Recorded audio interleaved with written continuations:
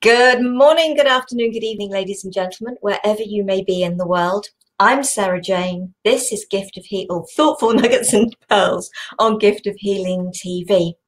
Lovely to have you with me. And this topic for this program is de-stress.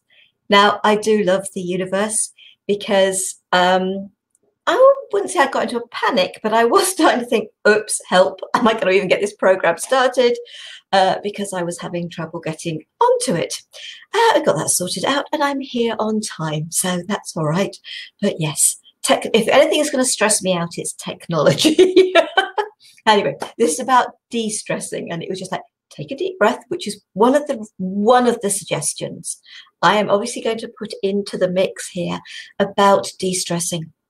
As you can see, I've got Christmas decorations up. So yes, that's the time of the year when I'm filming this, just before Christmas.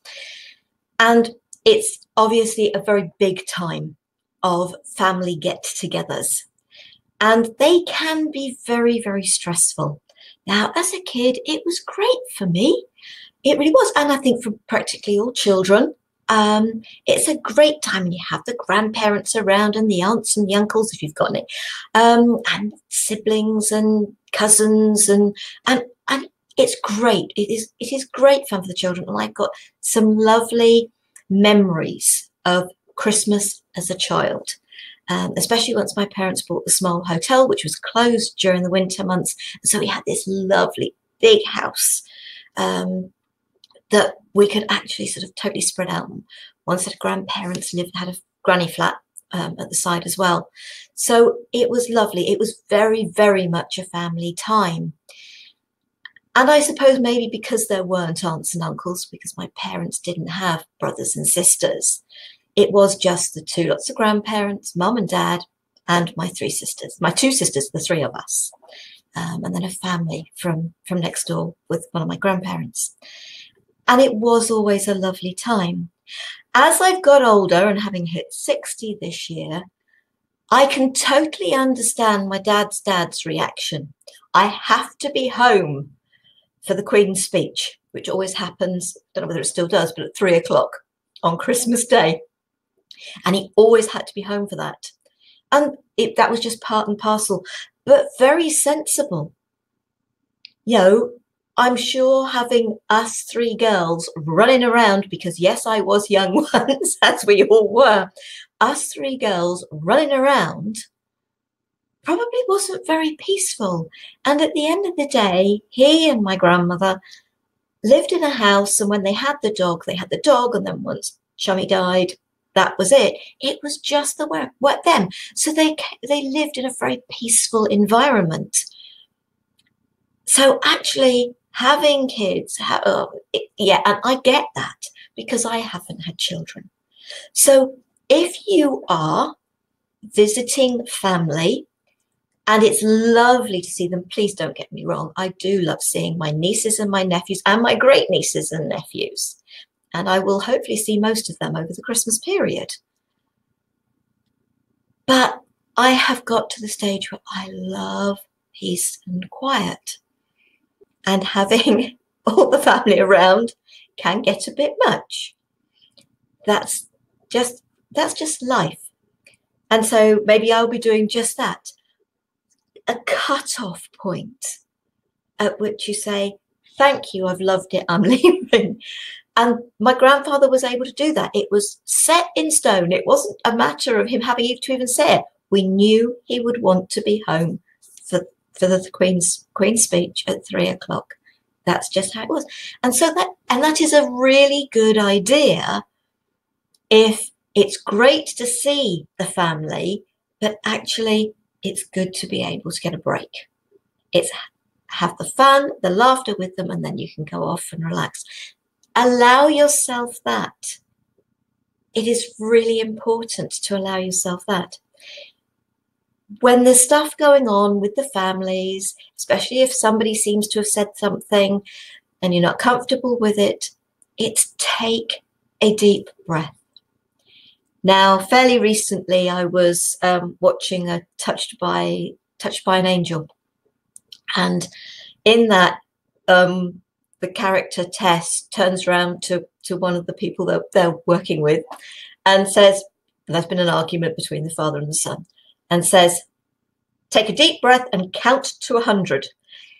I was brought up with count to 10, but do you know what? To me, it makes sense. Count to 100, because you can go 1, 2, 3, 4, 5, 6, 7, 8, 9, 10 very quickly. Whereas if you've got to go to 100, it really does give you a chance to take that step back. It really does. So it is take a step back. It's give yourself just that chance and breathe while you're counting to 100.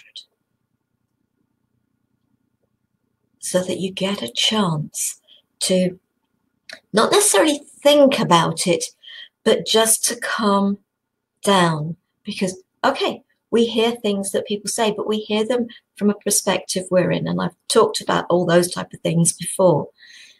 And sometimes it is better to let things go at that point in time, but do come back to it at some stage and speak to the individual. It is important, but try and have a calm conversation. You may not get a calm conversation if you're doing it immediately that you felt an energy that was uncomfortable to you. Laughter. Laughter is brilliant because it is very difficult to be angry, upset, whatever, when you're laughing. So allow the laughter. Join in with the laughter. Laughter is a great icebreaker. Laughter is a great relaxer. Laughter is a great de-stressor. I've got a little list here, and I've done some of these without looking at my list. Speak gently. Show compassion. Because children don't understand whether it's be quiet, and we were very definitely brought up with children should be seen and not heard. That's very definitely the era that I come from. Don't know whether it's used much now, but children don't understand. And so it's trying really, they are excited. But it also goes for adults. Adults getting stressed. And so if there is a stressful situation, offer help, but do it gently. Be compassionate about what's going on. And if something is said, realize the state that they're in. Feel that compassion for, okay, yes, okay, I get it, the stress. I don't like what's been said, but and we can calm things down rather than make them worse. Those came from something I watched. I wasn't going to bring over to say it, but I have written this at the top of this. Let go of what you can't control.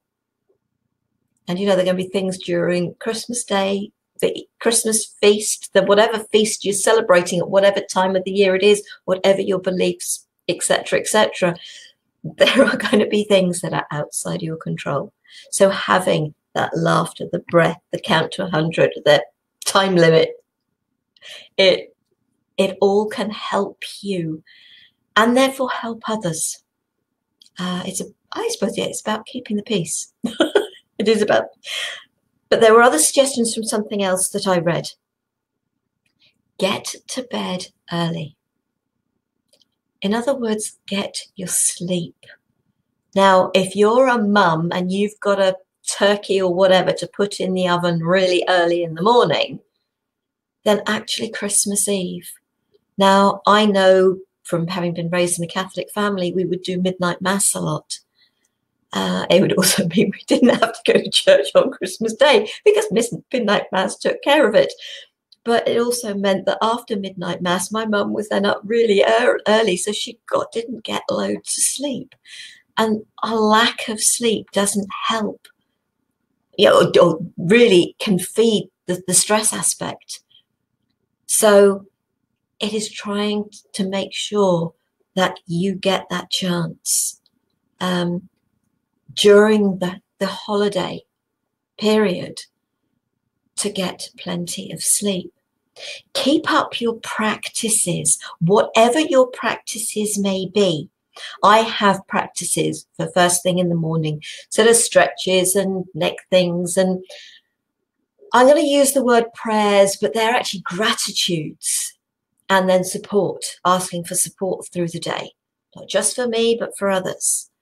And so whatever your practices are, meditation, yoga, keep those up, because if you do those on a regular daily basis, that's a part of keeping you on an even keel, for want of a better way of putting it. And I miss it when I try and put aspects of that in place pre a time I may not be able to do it, or it's not so easy to do it. But actually, when I can do that, I can start the day in a much better frame of mind, happier, more relaxed. And so if you've got practices, try and keep those in place so that you have got a better start to the day and end to the day, because I've definitely got a morning and evening routine. Connect with people that light you up. So yes, it's spending time with people that may not be on your wavelength, but it's allowing yourself also to be with those people that you are on a similar wavelength. So there are certain members of the family that are definitely not on the same wavelength. Those of you that watch these regularly have probably met my youngest sister, and yes, we are very definitely on a similar wavelength. We really are. We have our differences, but we are. So having that chance to connect with people on a similar wavelength, it's really, it is really beneficial to you.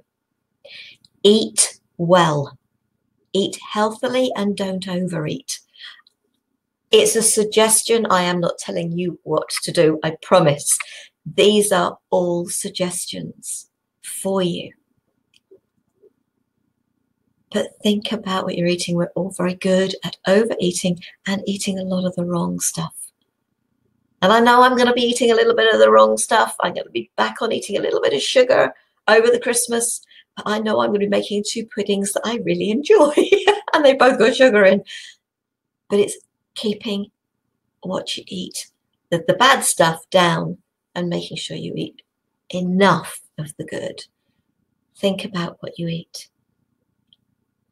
And have a solid morning routine, which is keep up with your practices to me. So think about, and yes, do plan. If you're the person who's having to do a lot of the organizing, plan and ask support from the family. Don't expect to have to do everything, and don't do everything. I suppose I'm very lucky.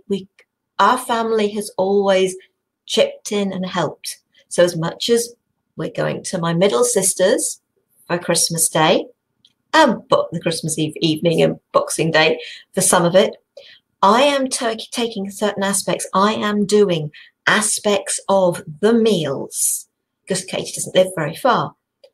I'm doing aspects of the meals. Those aspects she hasn't got to worry about. We all chip in and we sort out. We help with the laying of tables, washing up, clearing up, so that no one person is stuck in the kitchen. By chipping in, you all become part of what it is. And listen to what the individual who is the person's house it is in, what would they like, so that they can be a part of what everybody else is doing as well. And when we can try and do that, and I think the breathing, the counting to 100, the trying to keep calm, speak gently, trying not to raise voices, but sticking to our routines that keep us in that calmer frame of mind, we can have so much fun with the family. And I hope that what whenever you listen to this, whatever celebration you've got coming up, whether it's a festive celebration, a birthday celebration, an anniversary celebration, whatever that celebration is, I hope that when you have a big family get together, you will think about all these things, even if somebody else is doing the catering. Many of these things are very much a part of that. I hope that has helped. Please feel free to check out all our other thoughtful nuggets and pearls on the giftofhealingtv.com website. Email me if you've got any suggestions. giftofhealingtv@gmail.com. You can put posts under the web pages on the Gift of Healing TV website. You can email me direct. You can put posts under the videos on YouTube. When I know that they're there, I will answer them. So please feel free to connect with me. And yes, I am here again next Wednesday evening, and I'm going to be sharing a meditation back to source. I hope you will join me for that, and that it will help to bring some calm and relaxation if you've been feeling stressed over any holiday period whenever you listen to it. Thank you for joining me. Love, peace, and light to you all. Namaste.